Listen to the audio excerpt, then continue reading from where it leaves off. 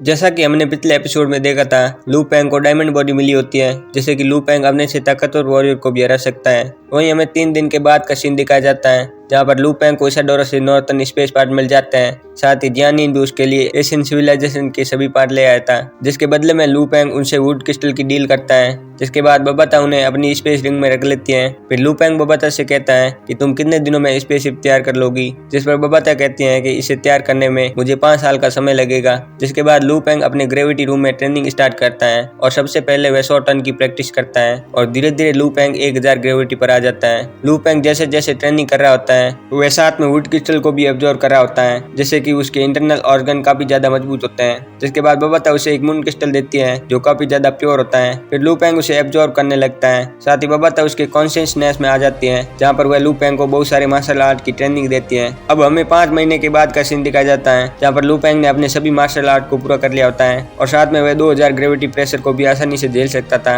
इसके बाद बबाता लू पेंग को हाइब्रिड कॉपर एसेंस को कंट्रोल करना सिखाती है। ये कॉपर एसेंस काफी ज्यादा मजबूत होते हैं, जैसे कि आपने पिछले एपिसोड में देखा होगा। ये उसी शिप के मेटल होते हैं जो कि लू पेंग के मास्टर की होती है। ये कॉपर एसेंस लू पेंग के फ्लाइंग नाइफ से भी ज्यादा पावरफुल है। अब धीरे धीरे करके लू पेंग 18 कॉपर एसेंस को कंट्रोल कर लेता है। अब हमें 2060 का सीन दिखाया जाता है, जहाँ पर लू पेंग 30,000 ग्रेविटी पर बैठा होता है, जो कि एक स्टार ट्रेवलर के बंदे के लिए काफी ज्यादा बात थी। इसके बाद बबाता उसे काफी ज्यादा हार्ड ट्रेनिंग कराती है और कुछ समय बाद लू पेंग 32 नाइफ को आसानी से कंट्रोल कर सकता है और इसी के साथ लू पेंग स्टार ट्रेवलर के लेवल 3 पर आ जाता है, जिससे उसकी पावर काफी ज्यादा बढ़ जाती है। फिर लू पेंग सोचता है कि अब वह 3rd और 4th एल्डर को आसानी से हरा सकता है। जिसके बाद लू पेंग अपने गर्लफ्रेंड से मिलने जाता है, जहाँ पर ये दोनों एक साथ काफी ज्यादा रोमांटिक टाइम स्पेंड करते हैं। फिर लू पेंग उसे एक पेंडेंट देता है। ये एक तरह का आर्मर होता है जो कि मुसीबत के समय अपने आप एक्टिवेट हो जाएगा और उसकी जान बचा लेगा। वहीं हमें कुछ सोल्जर को दिखाया जाता है जो आपस में बात कर रहे होते हैं। तभी वहाँ पर खतरे का अलार्म बजने लगता है, जिससे उनको पता चलता है कि यहाँ पर कोई बहुत बड़ा खतरा आ गया है। वहीं हमें समुद्र के अंदर का सीन दिखाया जाता है, जहाँ से एक मॉन्स्टर बाहर आता है जिसकी लंबाई 180 मीटर होती है और उसकी बॉडी काफी ज्यादा मजबूत दिख रही होती है और उसके पीछे बहुत सारे मॉन्स्टर थे और शायद ये मॉन्स्टर वही मॉन्स्टर है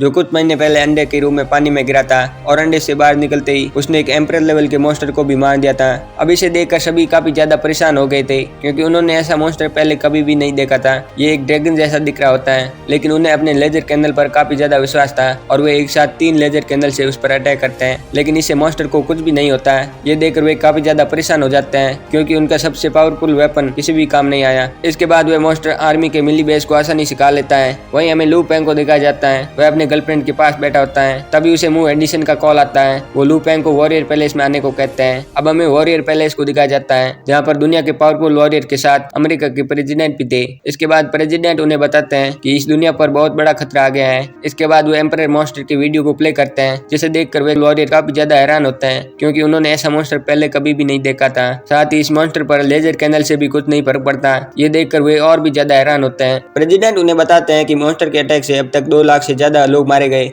फिर वे बीस्ट को मारने का तरीका ढूंढने लगते हैं। तभी वहां पर एक ओल्ड मैन खड़ा होता है जो HR अलायंस के आर्कियोलॉजिस्ट का इंचार्ज होता है। वो बताता है कि इस यूनिवर्स में कई सारे मॉन्स्टर जन्म लेते हैं। ये एक तरह के स्पेस बीस्ट होते हैं और ये मॉन्स्टर यूनिवर्स लेवल तक आसानी से पहुंच जाते हैं, जैसे कि एक प्लेनेट को भी डिस्ट्रॉय करने की क्षमता रखते हैं। ये एक प्रकार का ग्रैंड एम्परर मॉन्स्टर है। ये मॉन्स्टर निकलने की क्षमता रखता है और ये अपने सामने आने वाले हर चीज को निकल सकता है। अगर इसे रोका नहीं गया तो ये अर्थ को कुछ ही टाइम में डिस्ट्रॉय कर देंगे। ये सुनकर वे सभी काफी ज्यादा हैरान होते हैं, क्योंकि ये मॉन्स्टर काफी ज्यादा पावरफुल है और ये अकेला ही धरती को डिस्ट्रॉय करने की क्षमता रखता है। और इसी डर के साथ ये एपिसोड भी यहीं पर खत्म होता है।